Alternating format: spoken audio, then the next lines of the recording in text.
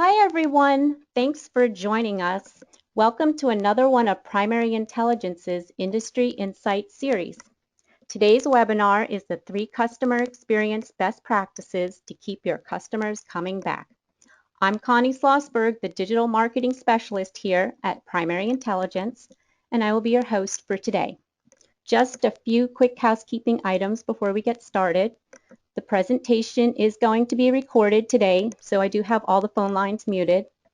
We will answer questions at the end of the presentation, so at any time, please feel free to submit your questions via the chat window. Also, we'll be tweeting live today, so please use hashtag CXBestPractices. I know you're anxious for us to get started. Let me introduce Carolyn Galvin, who will be our presenter today. Just a quick background on Carolyn. She's been working in the intelligence space for 20 years. She started with the CIA as an intelligence officer. Prior to Primary Intelligence, she had her own consulting company, and she was a program consultant for Primary Intelligence, and now she's our Director of Industry Insights. So without further ado, Carolyn, I'm going to turn this over to you. Thank you, Connie, and thanks to all of you for attending the webinar today. We're really excited to have you here and to talk about best practices with regard to customer experience analysis. We do have a very full agenda today within the next 30 minutes, so we'll go ahead and get started right away. But briefly, to talk about what we will be focusing on during the next 30 minutes, we'll talk just very briefly about Primary Intelligence, who we are, where we've come from, and our customer experience initiatives. We'll then talk about a framework in terms of customer experience analysis, how we tend to think about customer experience at Primary Intelligence. We'll then get into the heart of the presentation, best practices for customer experience analysis. And when we talk about those 3 best practices, we'll also weave into that discussion 3 case studies of actual Primary Intelligence customers. We won't name the customers for confidentiality reasons, but we will talk with you about some of the challenges that they faced with customer experience work that they're doing with their customers, and also some of the solutions that they've put in place to address those challenges. We'll wrap up with some conclusions and recommendations and then have time for Q&A at the end as well. Ken Allred is the founder and CEO of Primary Intelligence, and Ken started our company about 15 years ago in the 500 square foot unfinished basement of his home in Draper, Utah. Now, at the time that Ken founded Primary Intelligence, he, along with 3 of his fellow colleagues, we're focused primarily on win-loss analysis, trying to understand why customers were buying or not buying from specific vendors. But Ken quickly realized that win-loss analysis and customer experience analysis go hand in hand, and he added a customer experience component to the Primary Intelligence offerings as well. From those very humble beginnings, Primary Intelligence has grown to a global organization. I won't read all of these statistics for you, but I would just like to point out that we are currently managing close to 600 customer experience and win-loss programs for our clients globally. And of the Fortune 20 brands, 6 of those companies are Primary Intelligence customers. So when we think about customer experience analysis, what do we mean by that? What's a framework that we can use to really talk about customer experience analysis and what that means in the market? Well, at Primary Intelligence, one of the things that we really focus on is the benefits that our customers are receiving. So customer experience analysis really focuses on cumulative ongoing experiences that our customers have with our organization. That could be the initial experience that they have with our sales team, the experience that they might have with our actual service or the product that we're selling into the market. They might have a support question, so maybe it's the experience that they have with the support team when they call in for that support, or just their general experience with the account management team that we might assign to them on an ongoing basis. But specifically with customer experience analysis, we're focusing on the benefits that our customers are receiving from each of these different touch points in the customer's journey with us. Why benefits? Why are the benefits so important? They're important because our organization's ability to deliver experiences to our customers that are unique from our competitors are very likely to increase our customers' spending with us. They're also likely to inspire greater loyalty in our brand going forward. So really, really important to focus on those benefits.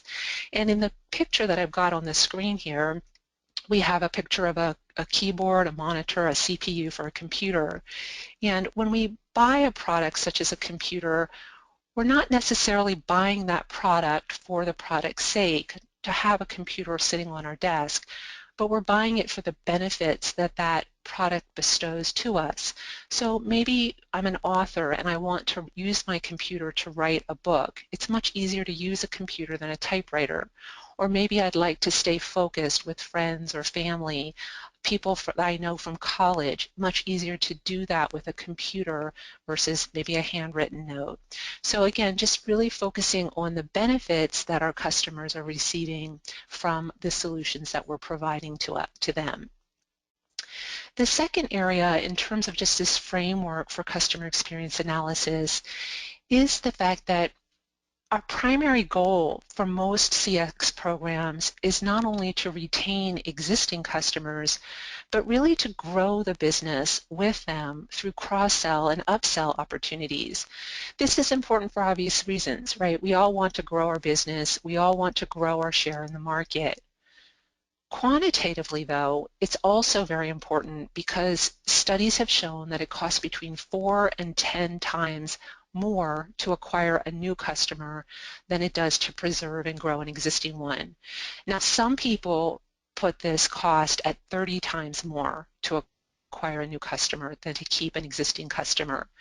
But any way that we look at it, really important in terms of really nurturing those existing customers and growing with us and with them. The final area that I'd like to highlight in terms of the framework for discussing customer experience is the fact that it's very important, critical some would say, to really stress and highlight the value that we're delivering to our customers. Now, when we talk about value at Primary Intelligence, we're really talking about an alignment, and that's an alignment between expected benefits, expected solution performance, whether that's a product or service, whatever we're selling to the market, and expected support experience with actual benefits, actual solution performance, and actual support experience. When we see an alignment between expectations and reality, what we're actually getting, we tend to see an increase in customers' perception of the value that they're getting from our solution, and then also, consequently, an increase in renewal rates. We also know that the more effort our customers have to put into realizing value from our solution and working with our organization, the lower their likelihood of renewal. So when we see clear benefits from the solution and we see very little effort that the customer needs to put forward to receive those benefits, that's when we tend to see higher perceptions of value and higher renewal rates as a result. So again, just a framework there in terms of thinking about customer experience analysis.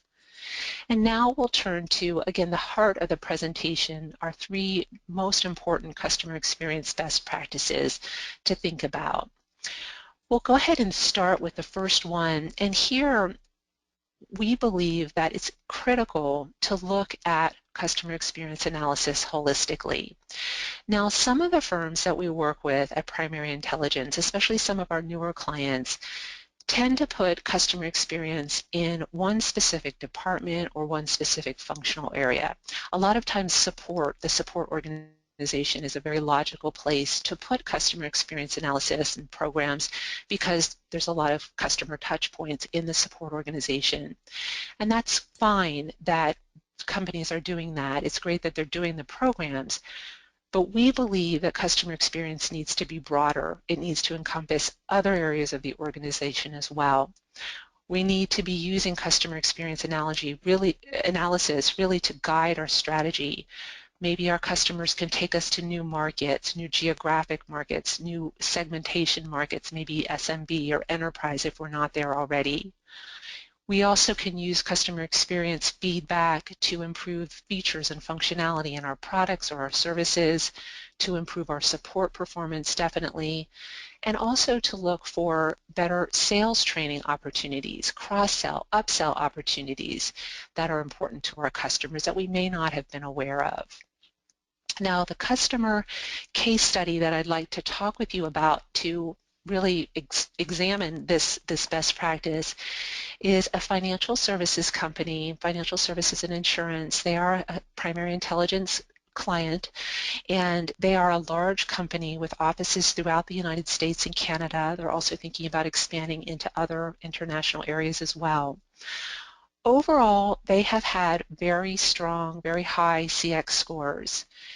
However, in our most recent outreach to their customers, where we did web outreach and telephone interviews with their customers, we uncovered some things from seemingly different areas of the organization. One was a high degree of employee turnover within our client organization. And here our clients' customers were saying that because of the high degree of employee turnover, it was causing them to have to oftentimes, sometimes repeatedly, explain their goals, explain some strategic objectives to our client and to the new employees. And many of the customers of this client were small companies, lean companies with only one or two people in that particular department. So it was very taxing for them in terms of having to repeatedly explain this to new employees that the client was bringing on. That's really from an HR perspective or an HR issue. We also saw some concerns about a lack of informational updates being given on a proactive basis, which is really more of an account management function.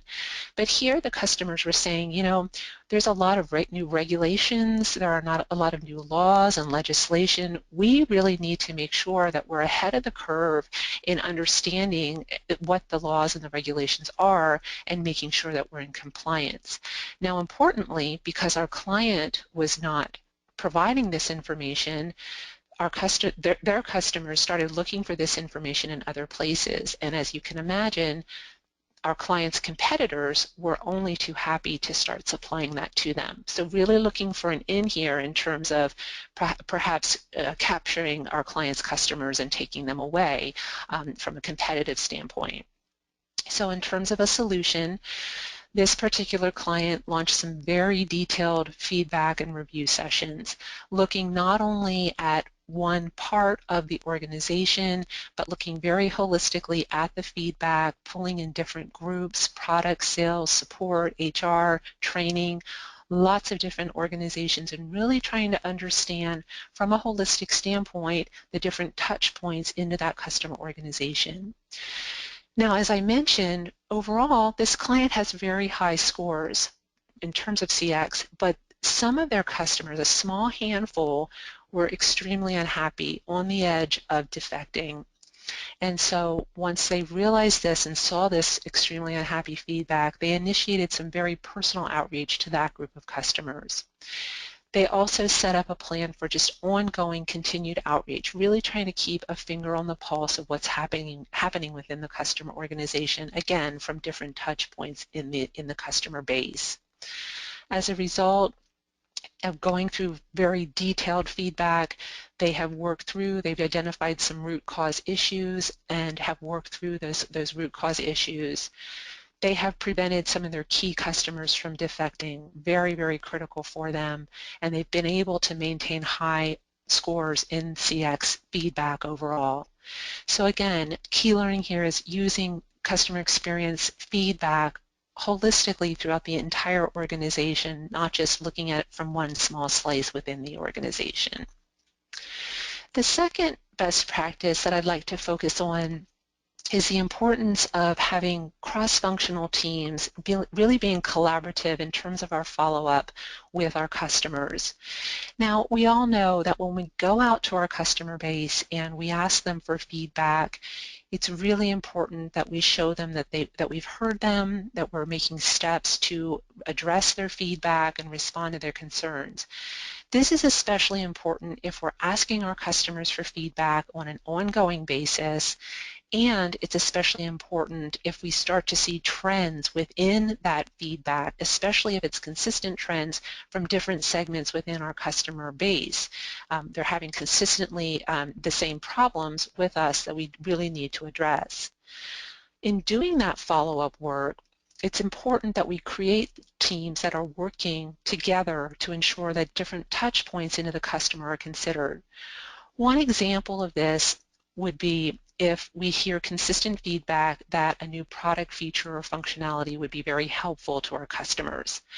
If the product team unilaterally goes back out to the customer base and says, sure, we can do that, we'll have that addressed and included in the next product release, but they haven't checked with the development group, they haven't checked with the support group, they haven't talked to the training group, they may have trouble. They may have trouble delivering on that feature, that functionality, in terms of actually getting it into the product in a timely way or supporting it and so forth.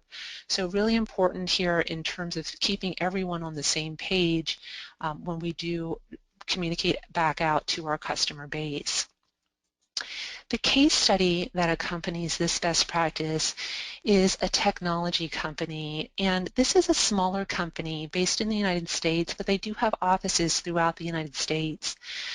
They have a 90% renewal rate, which is terrific. Not so good, though, is the fact that they have many of their customers are just auto-renewing. So our client was really interested in expanding into different departments, different functional areas, but they weren't able to do so. Customers were just simply re-upping with the last order.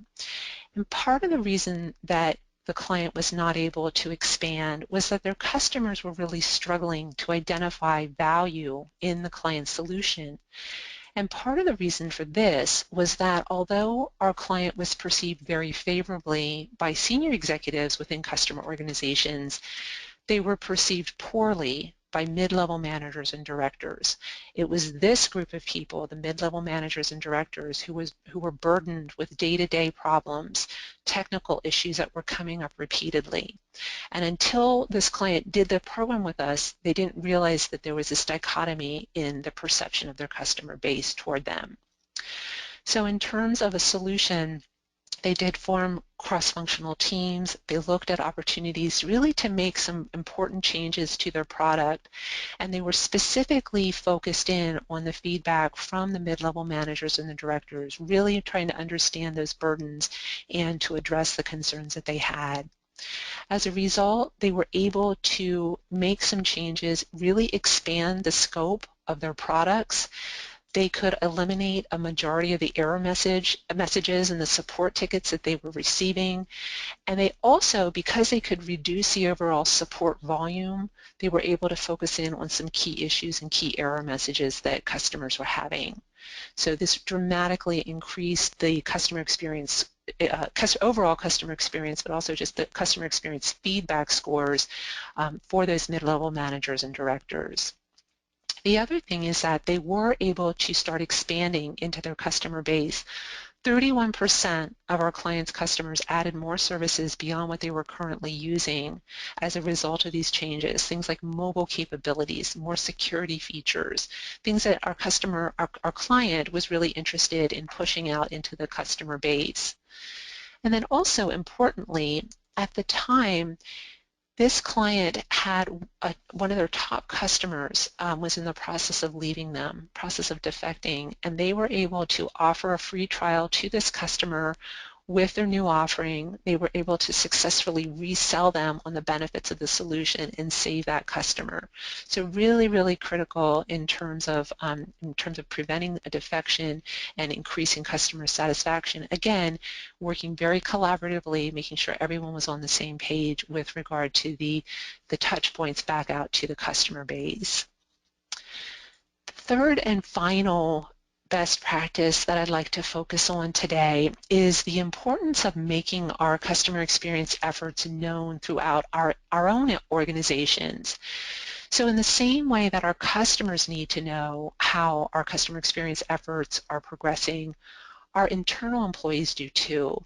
Now, obviously, this is important for any employee that's in a customer-facing position. If questions come up or just in general conversations, they need to know the status of addressing that feedback. But it's also important for employees that are not customer-facing. They may be supporting customer-facing employees, or they may be lower-level employees, but really important to them to keep them engaged, keep them positive about the efforts that we're doing to improve our customers and their customer experience. Really important at all levels of the organization so that they can see how their efforts are impacting not only the customers, but in turn how they're impacting our bottom line as well. The case study that relates to this particular best practice is a medium-sized company in the software industries. They've got offices and customers throughout the world, literally on every continent, and they have received consistently high customer experience scores and also consistently high response rates. Their customers want to have a dialogue with them. They want to give them feedback. They want to see them be very successful. So they've had very, very good scores, very good response rates. But in our most recent outreach to their customers, there were some issues that were brought up, some consistent themes that we heard. One was channel confusion. Customers not really sure if they should go directly to our client or to a channel partner if they had questions or if they were up for renewal. Some concerns about undue licensing complexity, very time-consuming, very burdensome for the customer base, and the hope that they could reduce that complexity. And then also a perception that was coming through pretty loud and clear that the existing customer base was not really focused on, not much time or attention was given to them, and more time and attention was spent with new customers. The perception was definitely coming through that really the only time that customers heard from our client was when it was time for renewal. So one of the solutions that we put in place was to schedule a series of recorded presentations to really share these results with very consistent messages. We talked about the high customer experience scores. They were high in the past, and they got even better in the most recent results. But we also talked about some of these issues that customers brought up. And importantly, we recorded the presentation. So even though many individuals from many parts of the organization were invited, if they couldn't attend, they could always listen later. And even people who did attend those recorded presentations, if they wanted to go back and listen again, especially to some of the more detailed feedback, they could do that at any time in the future. We also included very targeted information during the different presentations that we provided. So if there was information that was pertinent to sales or marketing executives, we weren't hiding any information. We certainly had all of the information available if people had questions, but we were trying to make each session very relevant to each particular group so that they could see how their specific actions were impacting those customers and the feedback that they were receiving. This company, when they initially started working with us, was very excited about customer experience, and they're even more excited from every level of the organization. They are interested in having a dialogue and getting continued feedback. Every employee sees how their efforts impact customers and impact the company's bottom line. So really important to make sure that we're very transparent and we're consistently, comprehensively broadcasting our efforts out to the wider population within our organizations.